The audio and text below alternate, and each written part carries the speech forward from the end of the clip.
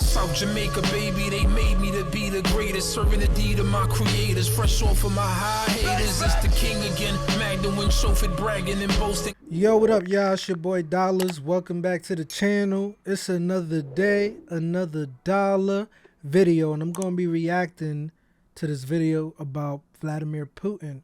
It's called From Spy to President, The Rise of Vladimir Putin. I know with everything that's happening right now, you know, this video is more relevant. This video came out in 2017, by the way. So, you know, maybe they'll have some new videos to make with everything that's happening. And I would like to send my prayers to everybody that's being affected by what's going on over there. And, you know, there's a lot of stuff in the news, but we all know that a lot of that shit is fake news. So you don't really know what's happening over there. You can't trust the American media. You can't trust the Russian media. And with that being said, you know, it's just, it pisses me off because it's like all these politicians that have power, they could send people off to fight their wars and to die for their bullshit, but they won't fight themselves, you know? And at the end of the day, it's the people that's affected, you know? So my prayers to everybody that's affected, man, on both sides, Russia, Ukraine, you know, I hope they could come to some type of peaceful resolve, but who knows, man, because a lot of this shit that's happening was written. It's an agenda. You know, the people that are in control of this world, they have an agenda. But anyway, let's check this out. Vladimir Putin has been ruling Russia since 1999. In that time, he shaped the country into an authoritarian and militaristic society. He successfully invaded two of Russia's neighbors and strengthened ties with Syria and Iran. He's intent on pushing back against the Western world order, and it appears to be working. Putin, Vladimir Putin, 17 years and the most powerful man in the world. To understand how one man could have such a powerful influence on this country, you need to go back to the chaos and corruption that gripped Russia after the fall of the Soviet Union. When the Berlin Wall fell, a 40-year-old Putin was working as an undercover spy in East Germany for the Soviet security agency, the KGB. The Soviet Union dissolved into 15 new countries, including the new Russian Federation. In Putin's eyes, Russia had just lost 2 million square miles of territory. He later called this a major geopolitical disaster of the century, lamenting that tens of millions of his co-patriots found himself outside Russian territory. The new government had to sell off nearly 45,000 public businesses, like energy, mining, and communication companies that had been run by the communist regime, and it was chaos. The Russian economy was in a free fall, and all of these companies ended up in the hands of a few extremely wealthy men, known today as Russia's oligarchs. At the same time, the new Russian state was having a hard time establishing itself. Russia's first president, Boris Yeltsin, was wildly unpopular for cooperating with the West. And to make matters worse, he was an alcoholic, and many Russians thought he was an embarrassment. In order to stay in power, he leaned on the support of these oligarchs, surrendering an immense amount of political power to them. This graph shows how inequality actually worsened after the fall of the Soviet Union. This is where Vladimir Putin enters politics. He leaves the KGB in 1991 and becomes the deputy mayor of St. Petersburg. Putin uses his position to give special treatment to friends and allies in the private sector. He helps them structure monopolies and regulates their competitors, quickly becoming a favorite among the oligarchs. Before long, he's assembled a support network of oligarchs, crime bosses, and security officials, mostly fellow former KGB officers like he was. With their help, he rapidly ascends to the upper echelons of the new Russian state. In 1999, President Boris Yeltsin appoints Putin. I ain't gonna lie, that's kind of impressive if you actually think about it, bro. He used that position that he had as a deputy mayor to give favorable action and legislation to his peoples that were big time dudes, you know, and they ended up helping them. It's like some real mafia type shit. Still relatively unknown in national politics, to be the prime minister. A fierce nationalist, Putin feared Yeltsin was letting the US dominate Russia, and that NATO, the alliance that worked for decades to contain Soviet influence, would expand into the new liberated countries and surround Russia. Putin's goal then became to build a strong Russian state, one that would be both stable at home and capable of exercising more influence over its neighbors. And he quickly got his chance.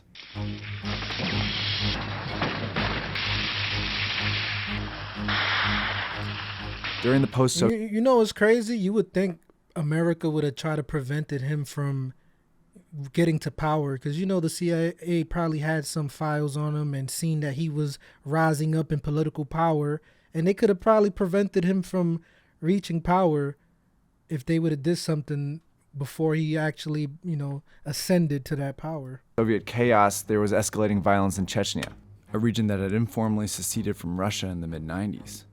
Chechen warlords and terrorists were pushing into Russian territory and attacking the border. In August 1999, a series of deadly bombings killed more than 300 people in several Russian cities, including Moscow. That's going to make the people rally behind him. Putin, the new prime minister, immediately blames Chechen separatists for the attacks. He regularly appears on Russian television claiming he will avenge Russia. The population quickly rallies around him. Putin's approval ratings jumped from 2% before the bombings to 45% after the bombings. Wait a minute, though. Now, my conspiracy theory mind is working right now. What if those bombings were something that he had involvement with? What if he masterminded that shit so he could get the people to support and rally him?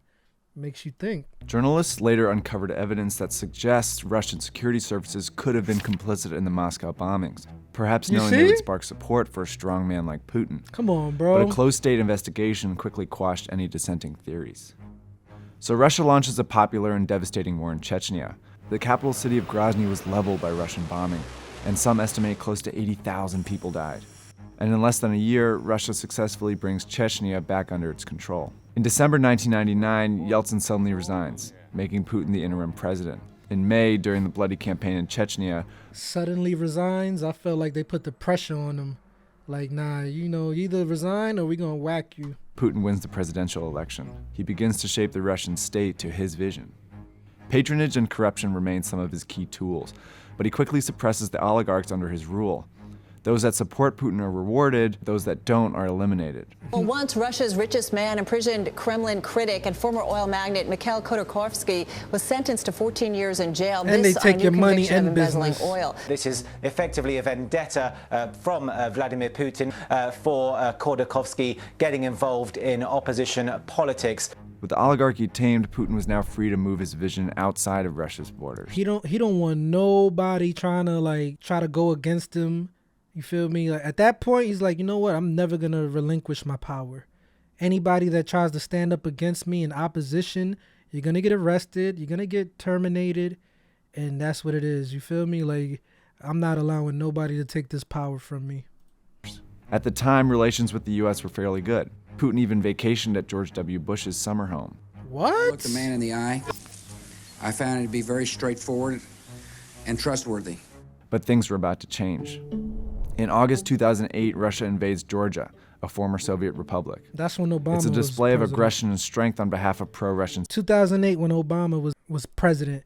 You see how every time the Democrats are in power, he acts up or he does something? But when the Republicans are in power, he's chilling. I'm not saying, why that is. I'm just throwing it out there. It's something to pay attention to. Separatists there. Russia quickly annexes two small parts of Georgia, drawing condemnation from all over the world. Interestingly, though, Putin was not president during the invasion. See, the Russian constitution says a president can only serve 2 consecutive terms, but sets no limit on the total number of terms one can serve. So Putin took the prime minister role again, when his hand-picked successor, Dmitry Medvedev, served as president. When Obama's elected U.S. president in 2000, he was a proxy president because we all know who was running shit. You feel me? He's like, what's his name? He's like the what's his name? Darth Sidious. You feel me? He's the one that's controlling shit, but he's making it seem like Darth Vader is the one that has the power. Feel me? But meanwhile, he's behind the scenes manipulating things. He attempts to reset relations with Russia, and they make some progress, most notably to limit both countries' nuclear arsenals. But Putin remains paranoid about U.S. intentions and remains opposed to these new relations. He's particularly bothered by U.S. interventions in the Middle East, especially in Libya in 2011. He publicly criticizes Medvedev for not vetoing the action in the UN Security Council. Putin announces his candidacy for president and wins the 2012 election by a preposterous margin. Injustice, says Dmitry. This outrage can't continue. I'm here to say no to Putin. Putin starts his third term once again amid chaos. He doubles down on his authoritarian governance style at home and his militaristic strategy abroad. But in both cases, he showcases a mastery of information. Since he first took office in 2000, Putin has kept a tight leash on Russian television. Essentially all news outlets are state-owned propaganda machines. His regime decides which stories air and how, always depicting him as the strong Russian leader. In 2012, he cracked down on human rights and civil liberties, making clear there was no room for dissent in his Russia.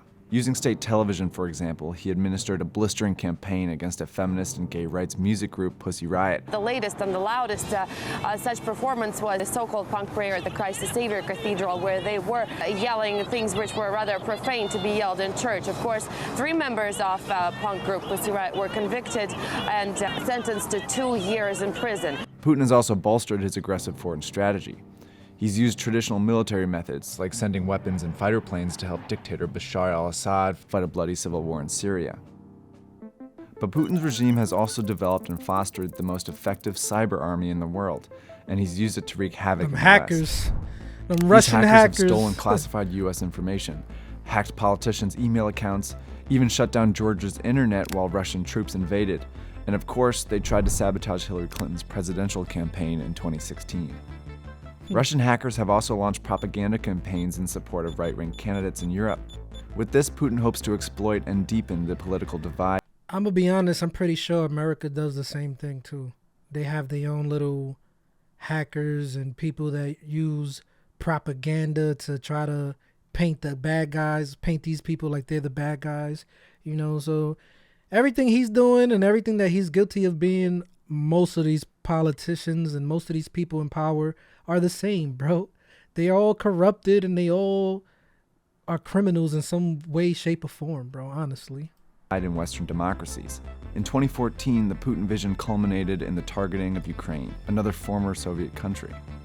Ukraine's president was opening up to the West, and Putin feared he would join NATO. So Russian hackers launched a propaganda campaign against him, stoking protests in the pro-Russia eastern part of the country. He then sent in disguised Russian troops, and before long, violence erupts. In goes the Russian military, and in early 2014, Putin annexes Crimea.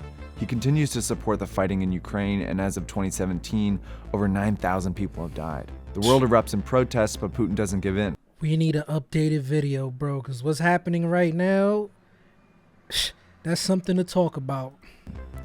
See, his aggressive foreign policy successfully weakens his neighbors while also rallying Russians around him. But he has done all of this at the expense of his own people.